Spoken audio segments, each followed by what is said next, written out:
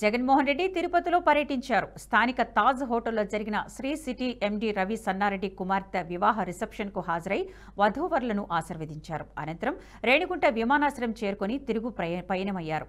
రేణిగుంట విమానాశ్రయం వద్ద ముఖ్యమంత్రికి రాష్ట్ర ఉప ముఖ్యమంత్రి, జిల్లా ఇన్ఛార్జి మంత్రి కళత్తూరు నారాయణస్వామి, మంత్రి ఆర్కే రోజా, తిరుపతి పార్లమెంటు సభ్యులు తదితరులు వీడ్కోలు పలికారు.